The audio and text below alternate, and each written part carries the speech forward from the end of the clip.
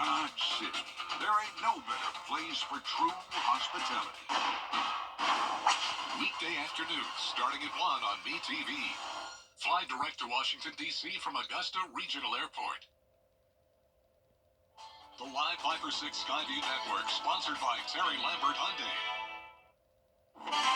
Cold January days continue. We will be well below normal as we go into next week with bitter cold temperatures and even another chance of winter weather. I'll have all those details coming up.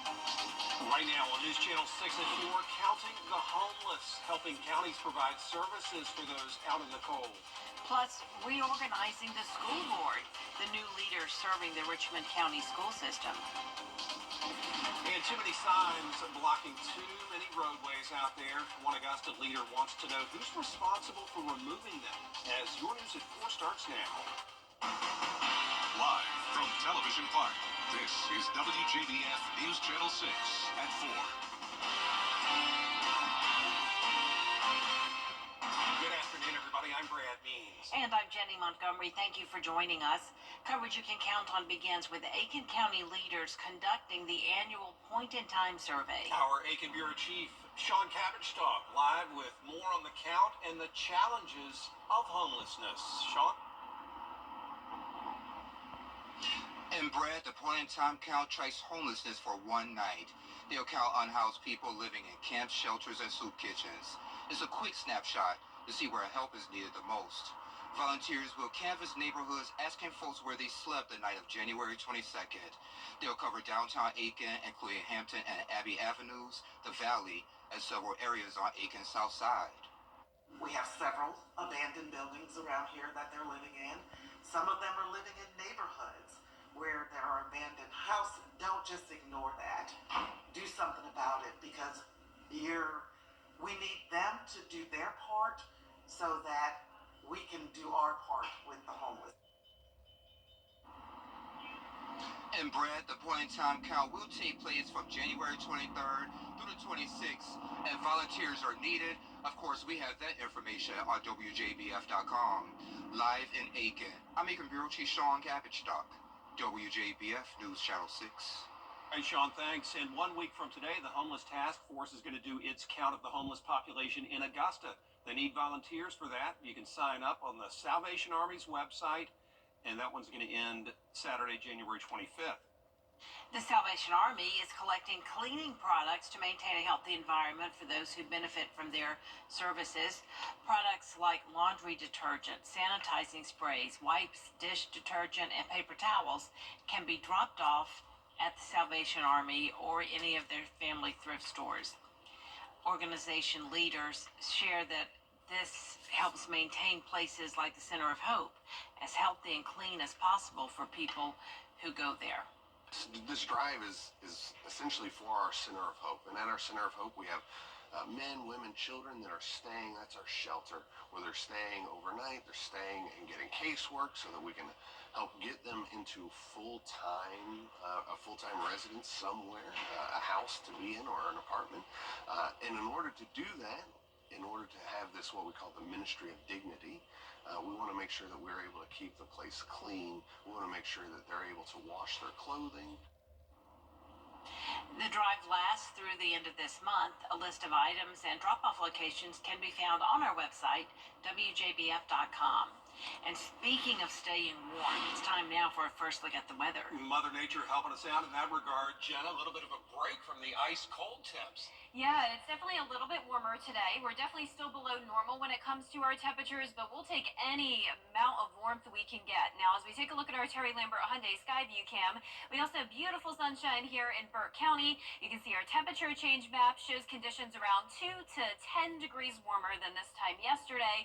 That's putting us in the mid to upper 50s. 56 in Millen, 56 in Louisville, Barnwell at 57, 55 in Allendale, and 57 as well in Augusta. 53 in Sparta now, 56 in Waynesboro, and you can see the relative humidity is very low today in the teens. So dry air in place with lots of sunshine to enjoy over the next few days. The winds are a bit breezy, gusts up to around 20 miles per hour at times, and the sustained winds up to 14 now in Augusta. Now, as for our satellite and radar, a little bit of cloud cover here and there as we go into the evening hours. You can see more clouds out to the west of us, but no rain. Just a weak trough of low pressure to the north of us. So overall, pretty quiet weather for the next few days. Tonight will be mostly clear to partly cloudy. Temperatures in the upper 30s by 9 p.m. Now, looking ahead here, our low temperatures just really aren't budging. We'll continue to stay in the 20s, and our highs will stay in the mid-50s. Now, coming up, we'll have a look at our next rain chance this weekend, and maybe a chance of winter weather as we head into next week. So stay with us, but back to you. Jim, thanks so much. A reminder today from fire officials to make sure you're warming up safely. They say do not put any materials on top of heating sources. Space heaters should be at least 3 feet away from other items. Turn off and unplug electric blankets after use. And make sure fireplaces are clean and clear of debris. Also, try not to heat your house with an oven. Never recommend using the oven or anything like that to heat up homes. Again, we understand everybody has to do what they have to do to keep themselves warm, but typically that's not good for a number of reasons, as it can cause carbon monoxide leaks. It can just be a fire hazard in general, and we just don't want that to happen. And also remember to check your fire alarms and carbon monoxide detectors to make sure they're working properly. And a reminder, starting January 27th, you can start filing your tax returns. The deadline for those returns in Georgia and South Carolina is going to be May 1st this year. Those states granting relief because of Hurricane Helene. There is a chance of leadership at the change of leadership at the Richmond County School Board. Board members voting on a new president and vice president at their reorganization meeting. Graham Lee reports. Board members applauding as their new president takes her seat. Former Vice President Shonda Stovall getting a promotion. It's exciting, and I'm happy to represent our board in that capacity. Excited to work with the new board that we have going on. I'm excited to represent Richmond County Board of Education. Stovall joined the school board to represent District 1 in 2020. She takes her new seat along with 4 new board members. Monique Braswell, Shantae Boyd, Mary Jane Abbott, and Samantha Valentine were all selected to join the board 2 months ago. We're very excited about the direction that we're taking. We all get along together. So far, we cohesively working together with the same vision. We're going to keep the main thing, which is these kids and progressing our academic excellence along. It's also been a month since former Superintendent Kenneth Bradshaw announced his resignation after 5.5 years, with Dr. Melinda Cobb taking over as interim.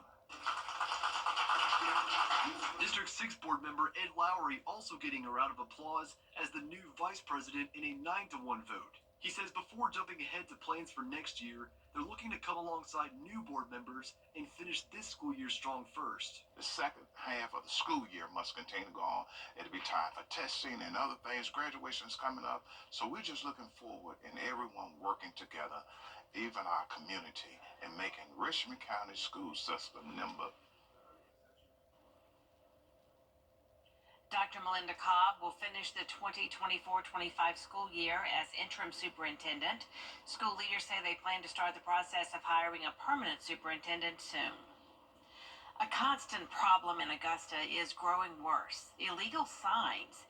Since the hurricane, signs advertising recovery work have exploded along city rights-of-way and even on utility poles. This is a violation of both state law and city code. Commissioners say it's as bad as they've ever seen it. Oh, it hasn't been this bad. During the ice storm, nothing like this. It's overtaking just about every right of way, every traffic circle, almost all the telephone poles that you ride around and see are covered with them. We need to be junk-free city. We don't need the junk. Augusta code officers say they have already swept about 50% of the city and removed over 400 signs. They say they're getting ready to make a second round. A big day in the state capitol today as state leaders held their annual Eggs and Issues breakfast. That's a chance for local legislative delegations to go to the Capitol and have their voices heard by those in charge. A lot of folks from the Augusta area making the trip, including the mayor. From a state perspective, I heard tort reform. That seems to be the pressing issue for the entire state, but I can assure you, in Augusta, is Hurricane Helene relief. That's why we're here. We've been asking so many of our legislators that be sure to make sure that we're giving the dollars to help our city to recover from the devastation from Hurricane Helene on September 27th. As you know, that recovery continues, and we're so desperate for need, not only from our state partners, but our federal partners. And ever since he ran for office, Mayor Johnson has emphasized the importance of maintaining a strong relationship with leaders in Atlanta. What about South Carolina? Well, their next legislative session is underway in Columbia, where lawmakers are working to get bills passed, a wide range of issues, including tax reform, abortion, and hate crimes. We're going to cover today's session on our next newscast, so look for coverage from our Capitol Bureau on News Channel 6 at 4:30 and 5. The Your Hometown Road Trip team is back on the road, and this week it's all about talking to interesting people. They're going to meet with a guide dog advocate, try out some food at El Rey, and catch up with local baker and author Kat Darlin about her latest book. We were able to put some things in this book that were really special. With, the kids put a little section in each one of the kids. They have kind of what it means to them to be in this. It tells the story of how we found the house, how kind of what we had been through to get there. It introduces each member of our family. They each have their own section. Your Hometown Road Trip tomorrow, 12:30 in the afternoon, right here on News Channel 6. Coming up, we'll take a look at a silent crime affecting millions. Hear from an advocate on how to stay safe as News Channel 6 at 4 continues. And pretty quiet weather for the rest of the work week, but then rain moves in on Saturday. A little bit of a warm up, but then next week we have bitter cold air taking over with another chance of winter weather. I'll have all those details when we return.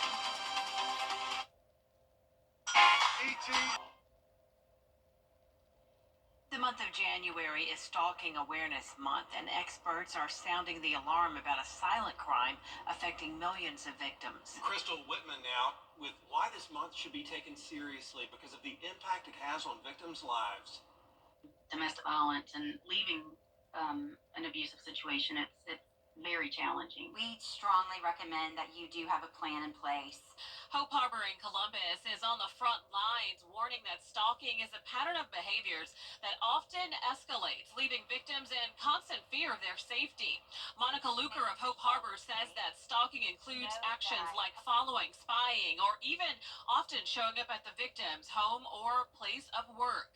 A lot of times our victims are last minute scrambling to vacate where they are currently staying, and so making sure that you have any forms of identification like your driver's license, your social security cards, and even birth certificates, having those within close proximity so that when you do need to leave, you have everything that you need in order to move on with your life. And as part of an effort to protect victims, Hope Harbor recommends the Tech Safety app as an online educational tool on how victims can protect themselves digitally. When a victim decides to leave the abuser, that's the most dangerous time. If there's a way to videotape what's going on so then there's evidence. If you or someone you know is dealing with stalking, counselors advise not waiting for the situation to escalate. No, just call one of the numbers on your screen. Safe Homes and the Cumbie Center in Aiken can get any type of help you might need. They're really good at that. Reach out to them. We'll be right back. Weather headlines on WJBF News Channel 6. Brought to you by Hickson Roofing. If your roof needs fixing, call Mr. Hickson. Well, the role of teacher has changed so much over the years. Teachers have had to adapt from their lesson plans in the classroom to teaching virtually. But what hasn't changed is their love for their profession and their love for the children. Hi, I'm Marla Schultz with Kroger. Teachers do an extraordinary job educating our children and preparing them for the future. Help us honor these special educators. If you know an outstanding teacher, nominate them for the Golden Apple Award at WJBF.com. Brace for less. If you... Happening Happening now, the Richmond County Board of Education is holding the first of 3 public hearings regarding the homestead exemption. We're taking a live look now at that meeting at the BOE office. The school system plans to opt out of the statewide adjusted base year ad valorem homestead exemption. 2 more hearings will be held later this month. We'll have more on what this means tonight at 10 and 11. And similar story in Columbia County, where the school district is also planning to opt out of that homestead exemption. Board members holding their first public meeting at the Evans Government Center Auditorium next Tuesday night at 6. Now, your most accurate forecast with WJBF Live 5/6. Welcome back. It's a nice sunny Tuesday. You can just see a few fair weather clouds out there on our Terry Lambert Hyundai Skyview Cam from the Amentum Center in Aiken. Another chilly day, but a little bit warmer than yesterday. Currently at 57 degrees. Wind isn't making it feel any warmer, though. We have a northwest wind of 14 miles per hour sustained. Dew point is very low at only 11 degrees. Humidity at 16%. Anywhere from around 52 to 57 degrees across the CSRA. 53 in Sparta, 54 in Crawfordville. Waynesboro 56, same thing in Bamberg, and 55 in Aiken. Now, as for our satellite and radar, we do have some clouds streaming in from the west, so not completely clear tonight, but clear enough to have those temperatures fall all the way down to the upper 20s to around 30 degrees again for tomorrow morning. So another below freezing start to our day. Then in the afternoon, upper 40s through low 50s, and no rain in the forecast for now. Then as we go into Saturday, pretty high chance of rain at 70%. We haven't picked up a whole lot of rain so far for the month of January, just around 1.5 inches, when typically we finish off the month with around 4 inches. So for the most part, that will be a beneficial rain. I'm not expecting any thunderstorms on Saturday. We could see a few heavier downpours. You can see it all begin Saturday morning, so there's a look at 6 a.m. By 8 a.m., the rain moves in, all part of a cold front passage, and you can see those areas of some heavier showers all coming through very briefly, and then by Saturday night, it actually looks like we'll be mostly dry.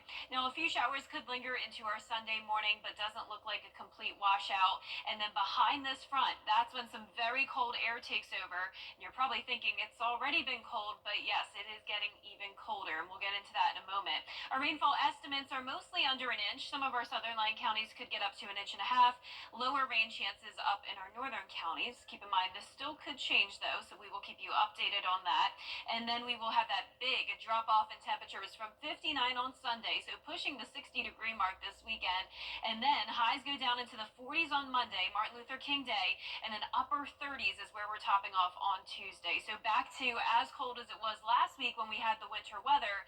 And yes, there is a chance that we could have more winter weather with this cold air coming in. So these are the low temperatures over the next 7 days. With the rain coming through, we'll go up to 43 on Sunday morning, then drop all the way down to 24 on Tuesday. And on top of that, we are expecting some wind, so the wind chill will easily be down into the teens. And then we have this Gulf low looming that we will be watching around next Tuesday through Wednesday. Just like last week, it's a matter of where does this Gulf low move, and is it the perfect setup where that Arctic air combines with the moisture from the Gulf low, and could that bring us winter weather? Well, there is the chance. We are still around 7 days out from that, so we will keep watching it very closely and we'll keep you updated. Lows tonight from the upper 20s through low 30s. Highs tomorrow will be in the upper 40s through mid 50s. And your 10-day forecast showing a sunny and quiet rest of the work week. And then we see the clouds move back in on Saturday and Sunday. Once again, not a complete washout on Sunday, just a 30% chance of rain at that point. Then we have the big cool down on Martin Luther King Jr. Day, down to 46 for highs, and lows go into the upper 30s Tuesday of next week. All right, Jenna, thanks. Busy weather time for sure. Excuse me, would you like questions about the heat? I'll tell her when it comes to Girl Scout cookies, the question on all their minds. Time of year right now to go get you some. We're going to meet the Cookie Queen of Charlotte when we come back. Create your...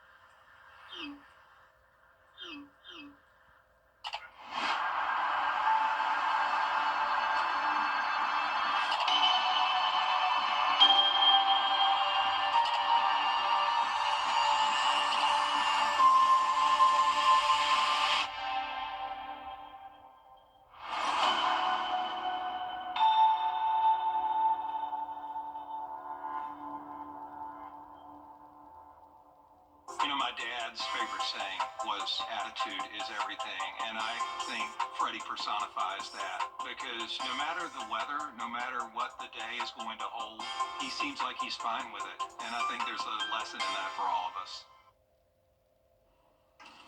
This time of year, the sweetest form of salesmanship is unavoidable. Yep, Girl Scout cookies are back, and a North Carolina girl is motivated to shatter her own record. John Lee has the story. 28833 is not the zip code here. It's the mind-blowing amount of Girl Scout cookie boxes that local troop 219 sold last year. Olive Gordon of Charlotte is a super seller. Excuse me, would you like to buy some Girl Scout cookies? Yeah, let's do it. If you're at a booth, don't sit behind the booth. Get in front of it. Ask everybody. Thank you. I love it when people are enthusiastic. Let's say she perfected the art of the cookie deal. It depends. Sometimes the customers don't know much about Girl Scout cookies, and I should tell them more about it. Sometimes I'm trying to upsell a cookie, like 5 for 30. If you've already got 4 or 3, I can usually talk them up to 5. And I have Thin Mints. Last year, Olive broke the North Carolina sales record. So this is my final number of this year, 12,801 boxes of cookies. It feels wonderful. I'm proud of myself that I was able to do that. Would you like to add 2 more to make it even 30? Do you have a career in sales? No, I don't. I haven't gone to college yet. That's a good point. In the future, do you think you have a career in sales? Well, I'd like to be a Supreme Court justice. Serving a lifetime appointment may seem like a lifetime away. Not surprisingly, Olive sure can sell herself. Because I think that not enough women are on the Supreme Court, and we need to stick up for our rights. As a scout, she's learned public speaking skills and embraced her inner entrepreneur. These are good in coffee, tea, and Nutella. And her bedroom wall shows us the big picture. That one is Celia, one of my best friends. That one is with my friend Haley. I hope that many girls feel inspired to join Girl Scouts because it really is a great organization. Olive follows the Girl Scout slogan, do a good turn daily, in hopes that one day she'll be supremely qualified for her dream job as a justice. Well, Yeah, I would buy cookies from her in a minute. absolutely. I want to go buy some I right do now too. from Olive. There's a lot more coverage you can count on at 4:30. Including the special counsel report behind Donald Trump's effort. The Live 5 for 6 Skyview Network, sponsored by Terry Lambert Hyundai. Cold January days continue with below normal temperatures and bitter cold headed our way next week. I am expecting a harsh wind chill and maybe even the chance of winter weather again. I'll have the latest on your forecast coming up. Now at 4:30, the Laken Riley Act clears another hurdle, what it means for immigration policy. And from infrastructure to affordable housing, Georgia leaders lay out their vision at this year's Eggs and Issues breakfast. Plus, big debates ahead as South Carolina's legislative session begins. Live from Television Park, this is WJBF News Channel 6 at 4:30. Good afternoon, everyone. I'm Dee Griffin. Thanks so much for joining us at 4:30. Coverage you can count on begins with the Senate voting to move forward with the Laken Riley Act. Well, what's not laughable is our weather because it was a pretty decent day today. I mean, the sun was out, but it was still a little chilly. But Right. you've got your eyes on some things, and our chief meteorologist, Jenna Petracci, is here now. I know, I'm just waiting to talk about warm Yeah. temperatures, Dee, but it's Yes. just not happening for Yes. us. We're about as warm as it gets today, and that's upper 50s in some places, and we do have nice sunshine to go with it. It's also a bit breezy, though, today, and we have a little bit of cloud cover here from the Amentum Center in Aiken on our Terry Lambert Hyundai Skyview cam. You can see that the temperature change map is showing conditions 5 degrees warmer than yesterday, though, in Augusta, 10 degrees warmer in Wrightsville. So that's putting us in the upper 50s in Augusta, 57, 56 in Bamberg, 56 in Swainsboro, Barnwell and Allendale, you're at 55, Gibson Houston also at 55 degrees, 54 in Sparta, and 53 in Saluda. It's about as cool as it gets today. The relative humidity is very low. We're sitting in the teens, so very dry air in place. The winds gusting up to 16 miles per hour in Aiken, 18 in Evans, 17 in Edgefield, and even the sustained winds currently up to 14 miles per hour in Augusta, 10 in Aiken, 9 in Evans. So breezy conditions tonight that will keep our temperatures a little bit elevated, at least for the early evening hours. And then once the winds settle down tonight with mostly clear skies, we will fall back down into the upper 20s. But satellite and radar looking good as we zoom out here. Quiet weather across the two-state, more clouds out to the west of us, and this weak trough with no rain associated with it to the north of us. So here's looking at our evening. We're going to see mostly clear skies, 40 degrees by 9 p.m. And looking ahead, keeping a low of 29 tonight, and will pretty much stay that way over the next few days. Highs struggling to get to 60 degrees. And then next week, it gets much colder than this. So buckle up. It is definitely winter, to say the least. But back to you, Dee. All right, thanks so much. We'll see you in a few more minutes. Well, developing news out of the Middle East. This is the first day of South Carolina's 2-year legislative session, and everyone's lining up to get the word out about what's important to them. Caroline Yaffa tells us what we can expect from lawmakers in the coming months. Lawmakers are back in Columbia ready to pass bills, and several issues I've heard a lot about are tax reform, abortion, and the hate crime bill. Lawmakers were back in the chambers for the first time in 2025, and several groups, including the Black Caucus, Family Caucus, and the House Minority Caucus, met early to discuss their agendas for the year. While Republicans said a main focus will be tax reform, Democrats will focus on hate crimes. Hate crime has been the number one priority for several years, and we're not going to let that go this year. We're going to continue to focus on it. We believe that it is an embarrassment that we're the only state, one of maybe two, that do not have a hate crime law. We have a problem with our neighboring states in that they are continuing to reduce taxes below our level. And for us to be competitive with our neighbors, we're going to have taxes at a rate lower than theirs, and so that's going to be a goal of ours as we work on the tax reform package. In Columbia, Caroline Yaffa, WJBF News Channel 6.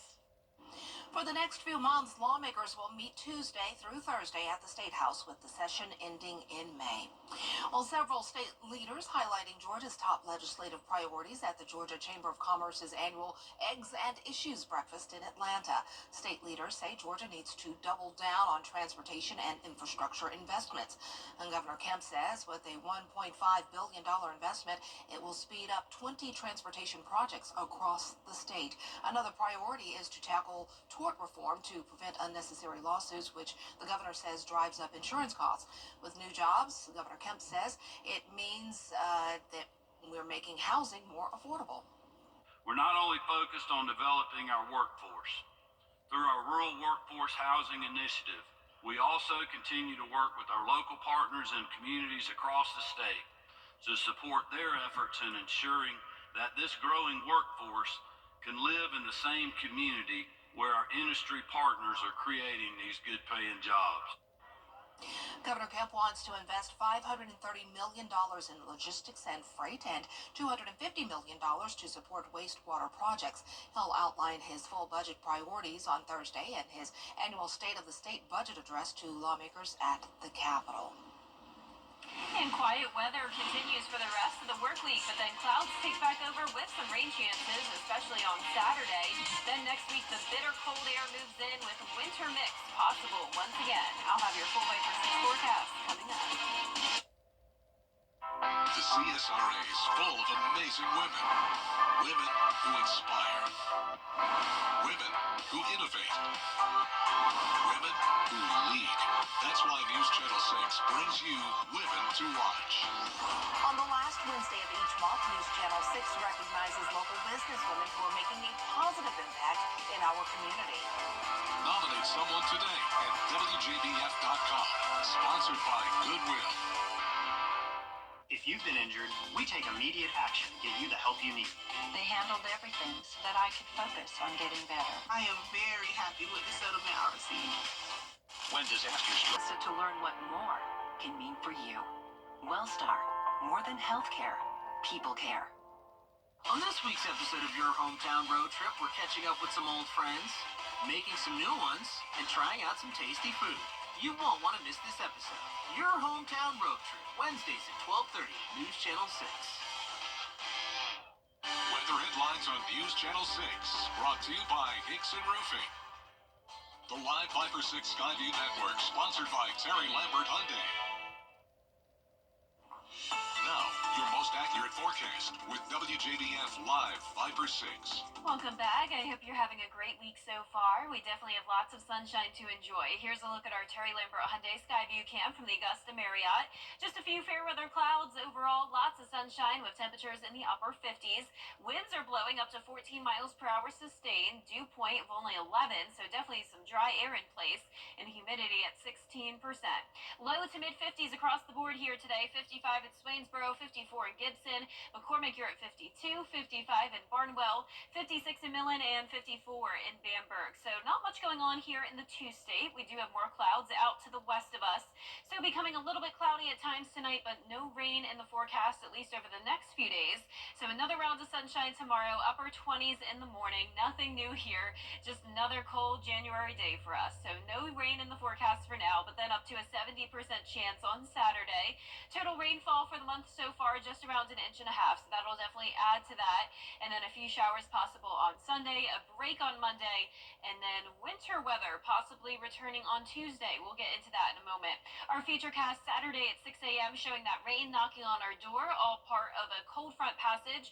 This will bring some heavy downpours at times, really not expecting any thunderstorms, and it looks to be pretty fast moving. So by Saturday night, we'll actually be pretty dry. A few lingering showers into Sunday morning, though, but not a complete washout, so won't completely ruin any weekend plans.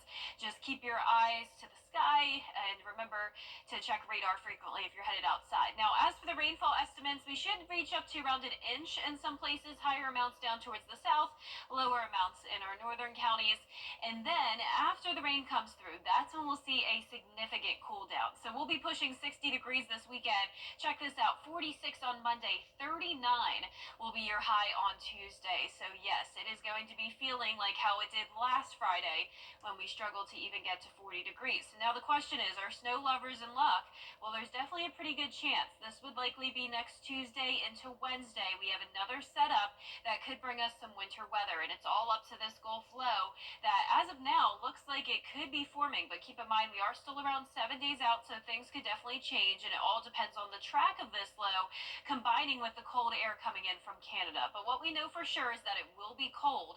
So next Tuesday through Wednesday, highs in the 30s, lows near 20, the wind chill easily dipping down into the teens, and that winter mix will be possible again with all types in the forecast. So snow, sleet, ice, we'll be watching all of it, but once again, this could definitely change, and we will keep you updated with the latest. Our lows tonight will be in the upper 20s through low 30s, another freezing night. Highs tomorrow in the upper 40s through mid 50s, and that 10-day forecast showing a nice rest of the week, so enjoy the sunshine. Clouds move in Saturday and Sunday with the rain chances. Upper 50s for highs. We'll briefly have a warm up with lows only in the 40s rather than below freezing, but then next week, D, it is going to be bitter cold. Yes, it is. We go up and then back down. Yes, hopefully February is a little bit warmer for us. Yes, because we're not even there yet. Yeah, no. Thanks a lot. We'll be right back. I'm Mike Costello. TV. Snow days mean snow creations, but one family took it to the next level. Every winter, this West Virginia family builds an igloo, but this year was different. Armed with spray paint and some boredom, they transformed their snow fort into a colorful snow dragon. Look at that. They even have the fire breathing. Oh my goodness. How creative. Now, we don't have enough snow to do something like that around here, but if we did, I'm sure there's some people, some artists and just creative people who could do something like that. That is super cool. But Jenna's keeping her eyes on some really not snow, but low temperatures. You never know what will come then. I'm not going to say the S word just yet. Jenna will kill me. But just be on the lookout. Coming up on News Channel 6 at 5, big investments ahead for Georgia's governor. Governor Kemp's $1.5 billion plan and what it means for transportation as well as you. Stay tuned. We have much more next with Brad and Jenny at 6, at 5:30 rather. 5. What am I doing?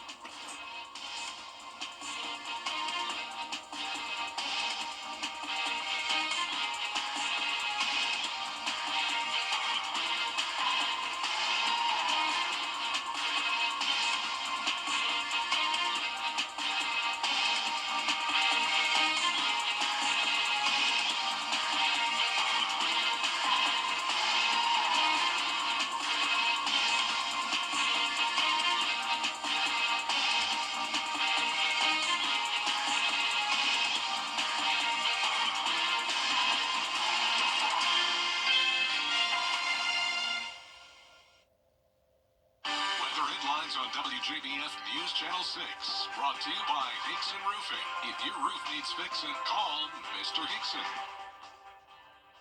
Need inspiration? Shop Kroger. For thousands of